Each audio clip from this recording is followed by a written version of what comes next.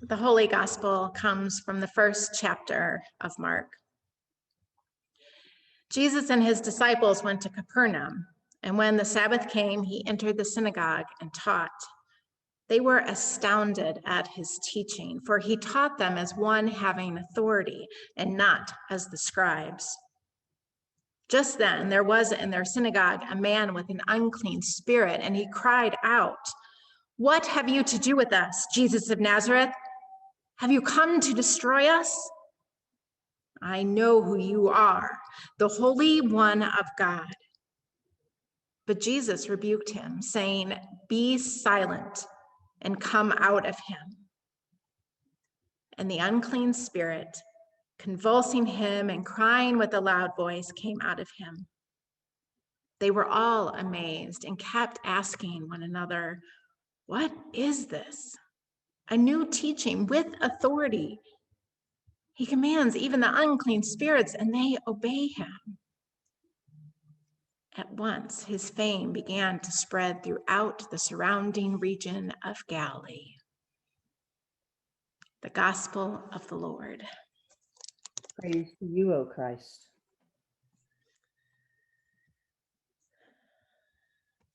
A commentary this week started with this. Do you believe in demons? Well, maybe my first inclination was to explain it all away. But Reverend Priscilla Austin, in her commentary, went on to say, if you don't believe in demons, then this story is a simple healing story. Now, as wonderful as that would be for those who seek to be healed, it does not fully encompass the authority that Jesus has demonstrated here. If you do believe in demons, then this exorcism is the proof of Jesus' power over the forces of evil that bind us all. It was just that led me to a different sermon than I might have first preached. There are forces of evil in the world, and hope comes with Jesus' power and authority over all that defies God. So let's take this story for what it is. A man is possessed with a demon, an unclean spirit. We don't need to explain it or even understand it or rework it into our modern day terms. This was an unclean spirit that enslaved and oppressed its victim. It was a spirit that dealt in death. It was a force of evil. In this confrontation between Jesus and this demon, it is a battle of authority. The unclean spirit calls Jesus the Holy One of God, not so much as a messianic title, but as an identification that Jesus belongs to God, that Jesus has the spirit that is pure, which so sharply contrasts that of the demon. In the spiritual realm, evil recognized the opposition at once. When Jesus silences the demon, he is claiming his authority. In ancient times, whoever did the naming had the authority and the power. I mean, we can think back to the book of Genesis when people are given the authority over animals to name them. So naming has power. So before the demon can say one more thing about who Jesus is, Jesus claims his authority as the one who is in control of this moment. By Jesus' rebuke, the demon is dramatically cast out of the man's body. Jesus liberates the man from the evil that has him bound. Jesus opposes this death-dealing oppression. Jesus overpowers the forces of evil. Love and life wins. So this is a lot more than a healing. This is the power of God to liberate creation from the tyranny of sin, evil, and death. In Mark, this is Jesus' first public act. A key to interpreting the Gospels is looking at the first thing that Jesus does in each one of them, because it tells us something about the point that the author is making. And in each Gospel, Jesus' first act is different. So here in Mark, Jesus' first act of casting out a demon sets up this cosmic battle between Jesus and demonic powers, which Jesus will ultimately overcome in his resurrection. But here at the beginning, this story points to that ending. This story is proof that Jesus' power has power over the forces of evil. And it also tells us something a bit about what salvation means in the Gospel of Mark. For here, salvation isn't about the ticket into heaven, but about bringing health and wholeness to people's lives in the real world against the troubles that they face, the evil forces that they face. For Jesus, salvation is about setting people free. Sometimes it's setting people free from the power of evil.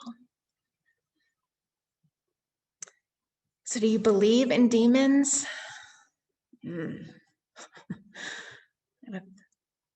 Modern day thinking, I still don't know what to make of all of it. Certainly, I don't believe in them the same way they did as in first century Palestine. But I would say I believe in the power of evil. I do believe there are forces that oppress, that bind us, that deal in death. And I also believe those forces will lie to us and deceive us, trying to convince us that they're not really there. Evil says with a sly grin on its face, no, you're not in chains. Even as our hearts and lives constrict and wrestle the unseen force.